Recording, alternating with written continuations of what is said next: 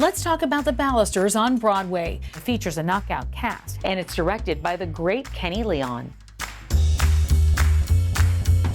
We caught up with the stars at the opening.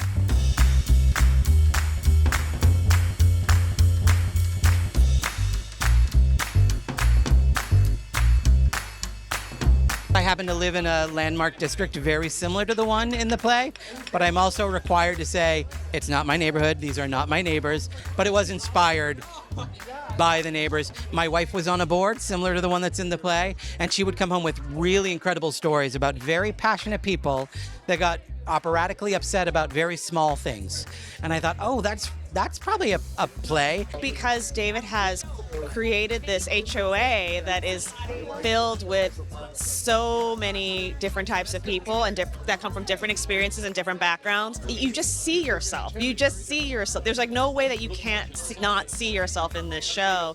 There are so many different points of view on stage that the audience will find themselves rooting for different people throughout the play. You might start being like, oh, this is my person, I get this is me, and then by the middle of the play you're thinking, oh wait, but this person over here. People have been talking back at us, people have been voting, people have been some nights so uproariously laughing, and then it'll get silent.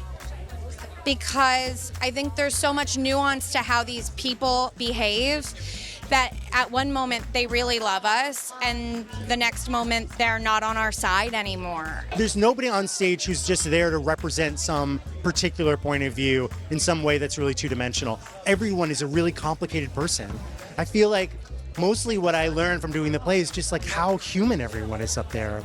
You know, we have these ideas that we're latched onto, that we identify with really strongly, but underneath we're full of contradictions, we're full of complications, and we're all wrestling with those with each other and trying to negotiate those with each other. I think it's a microcosm of the world that we're living in, offering up the messiness of well-intentioned people misstepping.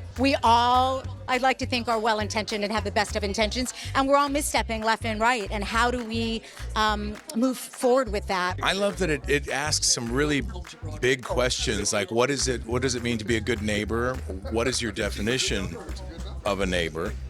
And then I think for me, the one thing that I really learned just recently is what does it mean when we make assumptions about things, about life, about things in life? Oh, it's perfect. It's perfect. It's so exciting. Everyone's on the roller coaster, and what's great is people are responding in sometimes predictable ways, sometimes very unpredictable ways. This play is a magnificently written 10-character ensemble, which is a marvelous thing to see and a marvelous thing to play. The thing about ensembles like this, especially when they're written the way David Lindsay-Abaire writes, is it takes a lot of work and a lot of running to get it to soar and, to really flow, all of us together, and we're there now. So we're having a wonderful, wonderful time. I come to the theater for acting. So there's a lot of stunning work as an actor. I can watch my fellow actors, my castmates do it, and it's gorgeous, and it's really great to be surprised and then to really relate to the character you're playing. What I love about this play is, like my friend August Wilson said in one of his plays, it says, when you got love in one hand and laughter in the other, doesn't get much better than that. And this play is love in one hand and laughter on the other. So the fact that I can love and laugh in the same evening of theater doesn't get much better.